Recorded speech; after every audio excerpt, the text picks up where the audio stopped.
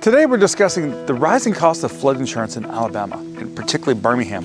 Why is this happening? So if you're a homeowner, if you're a real estate investor, maybe you're a real estate agent in Birmingham, Alabama, then this video is for you.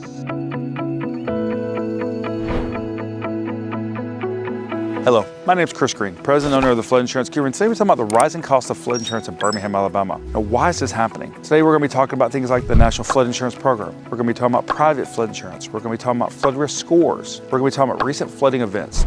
First of all, let's start with the National Flood Insurance Program, who installed something called Risk Rating 2.0 a couple of years ago. When they installed this program, it changed the way how rates were looked at. Flood zones no longer determine flood insurance rates. Things like distance to water, the type of flooding frequency, all could have an impact on flood insurance rates in certain areas. When they changed this system, if your rate was not where it needed to be, then they did a program called Glide Path, which meant they could increase your rate up to 18% every year until it hit that full risk premium. So this is why a lot of people are seeing like these 18% increases right now on National Flood Insurance Program policies, and they will until it gets to that full risk premium. Now the full risk premium will actually be listed on your policy, so you have an idea of where it's going to be. So now let's talk about private flood insurance. Private flood insurance companies like the National Flood Insurance Program is also changing their underwriting. They're looking at things like flood risk score. A flood risk score is the chances of your property flooding from 0 to 100. Maybe factors have changed, like more frequent flash flooding.